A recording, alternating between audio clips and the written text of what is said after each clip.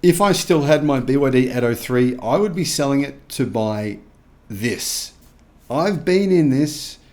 I've read many reviews. I've seen all the videos that have ever been made on this car. I've read all the specs, and I've owned a BYD Atto 3. If you live in Australia, if you live in the UK, if you live in Europe, this is the car I would be buying instead of the BYD Atto 3.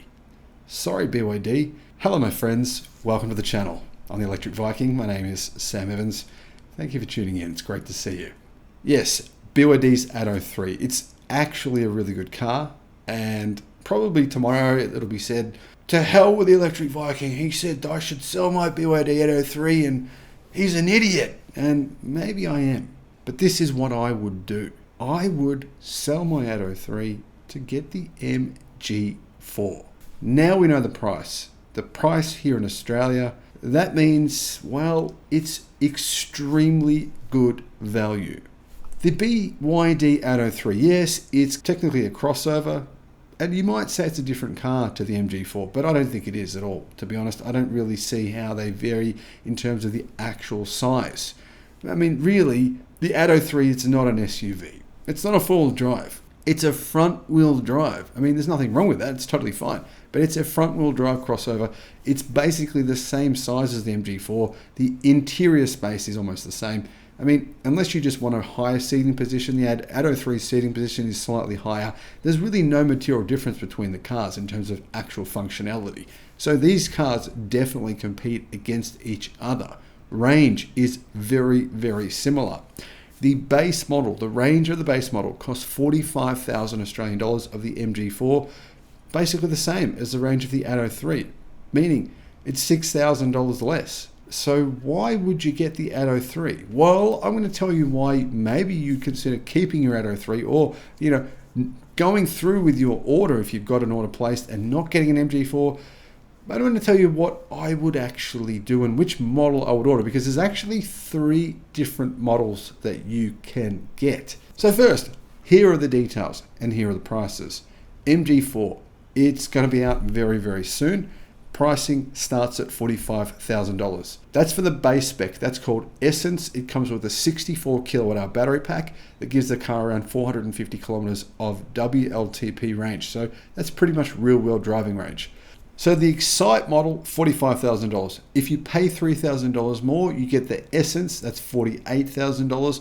That comes with some extra features, but no change to battery pack size. Same battery pack size, but because it has bigger alloy wheels going from 17-inch to 18-inch wheels, the range is reduced by 15 kilometers to 435 kilometers, and that model costs $48,000. $47,990. Now, the one that costs quite a bit more money, and a lot of people will maybe not go with this option because it's a lot more expensive, is the range topper. This model is the Essence variant, but it has a bigger battery pack. It's a 77 kilowatt hour pack with 530 kilometers of range. That one costs 56,000 Australian dollars. So it's essentially an extra $8,000 for an extra 80 kilometers of range. That's what you're paying. That's almost exactly what you're paying. $8,000 for 80 kilometers of range. Would I personally get that? Well, for my use cases, it would probably be a good option to get. So yes, I would. But for the average person, I wouldn't recommend it. Is the hot hatch version coming? Well, for some weird reason, the media are saying it's under consideration. It's not under consideration, but the MG told me themselves that it is coming. It's not a matter of if, it's a matter of when. So if you want the hot hatch version of the MG4, it'll be a dual motor version. It'll have a motor at the back, a motor at the front. Then, yeah, just hold on a minute because it'll be awesome. It'll be a really cool car. Now, by the way, I have no affiliation with MG whatsoever. They don't pay me a cent. So everything I say in this video is just my usual objectivity, where I bluntly say what I think about anything and everything. Tell you the truth. Battery packs. None of them are lithium iron phosphate battery packs. They are considering bringing that version in. It'll be a smaller battery pack, I believe, cheaper than this. Would probably cost around $40,000. Now, MG said they'd bring a $40,000 version in. I think they eventually will. Probably just can't get any stock of it right now. That's what I think is the reason they haven't brought in the cheaper version. $40,000 for a smaller battery pack with lithium iron phosphate. So these battery packs are not lithium iron phosphate. They are NMC based batteries, lithium turbo batteries, so nickel, manganese, cobalt type battery.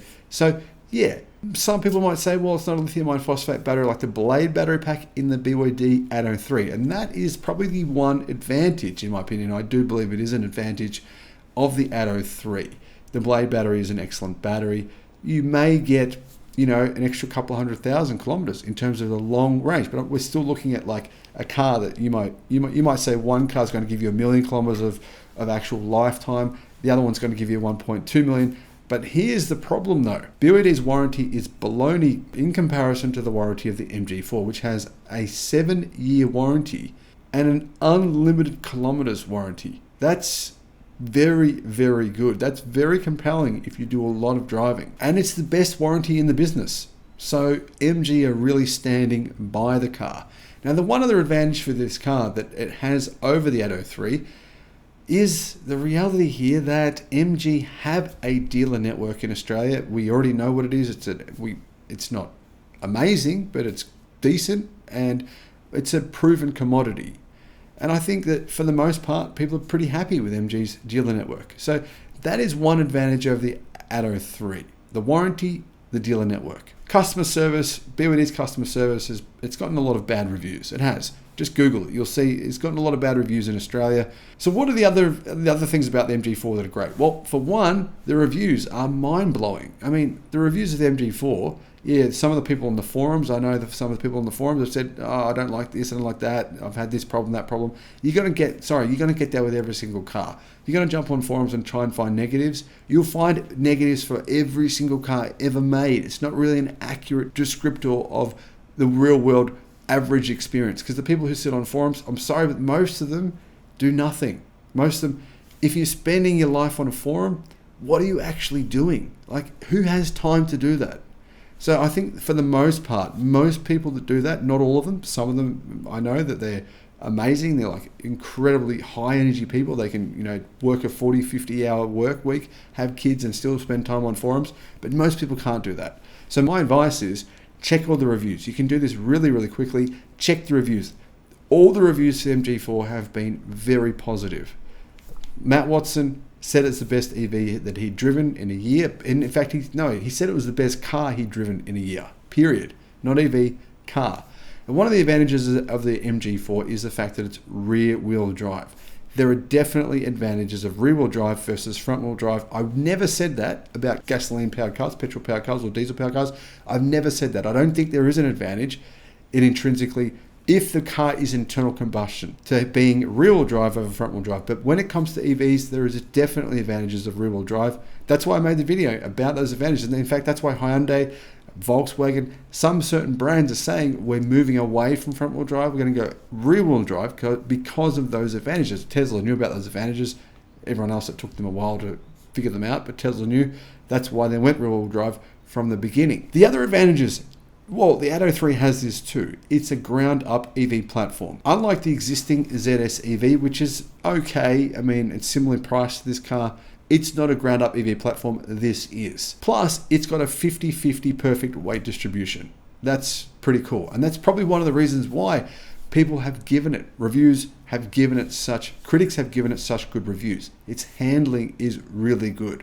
They say its rear-wheel drive performance balance handling is excellent. So if you're an American watching this video, give you some context here. The base model is $45,000. You're getting 450 kilometers of range for a car that's a ground-up EV, with 280 miles of range, and the price is about $31,000 US. Pretty good, right? And the size of the car, it's a decent size, similar in size on the exterior to a Toyota Corolla, slightly bigger overall dimensions, but interior space is far bigger than a Corolla, of course. So let's just quickly recap those prices. The base model Excite comes with a 64 kilowatt hour battery pack, 45,000 Australian dollars.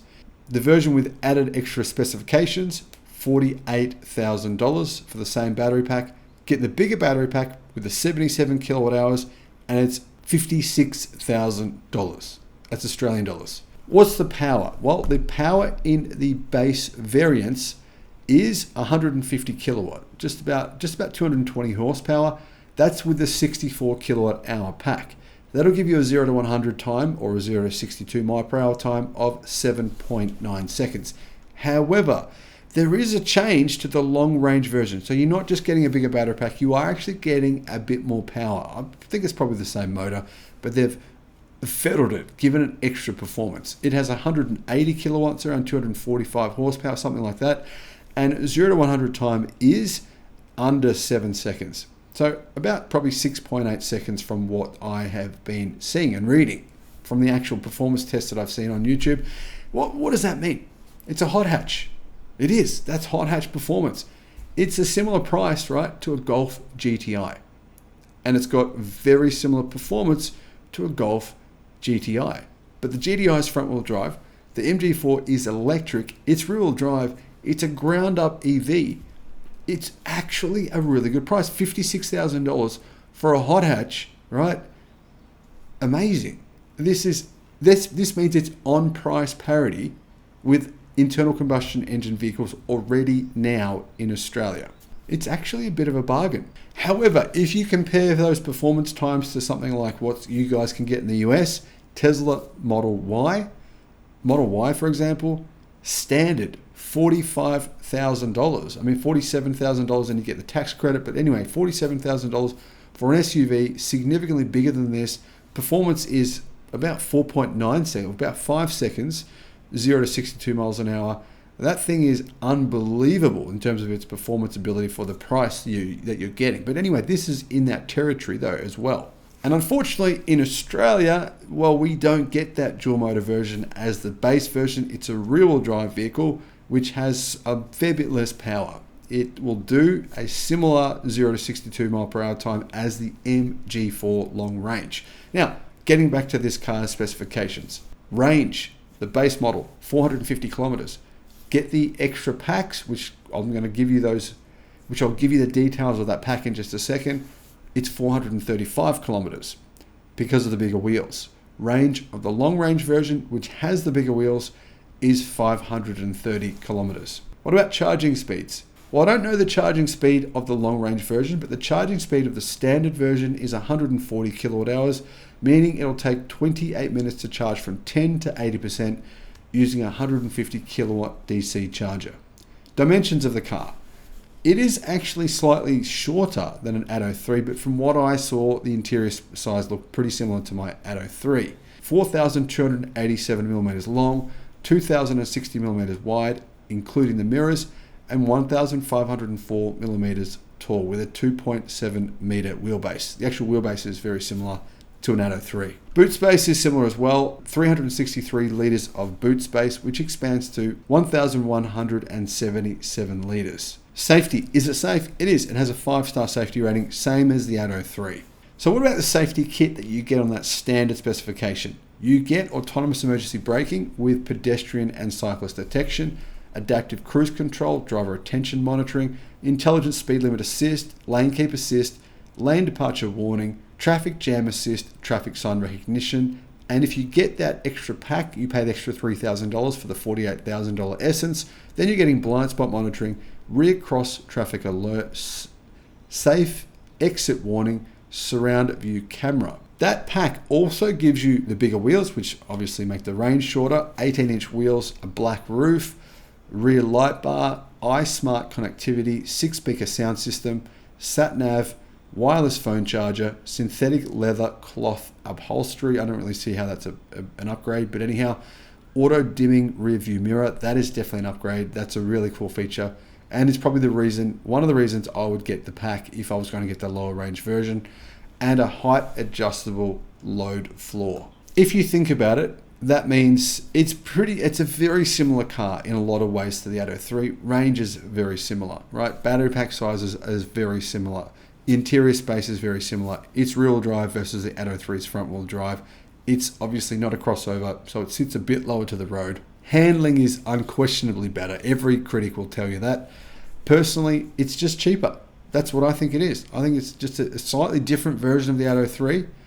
It's cheaper with better handling and really a better dealer network. You can drive to a dealer, tell them what your issues are. You can drive to a dealer, ask them questions.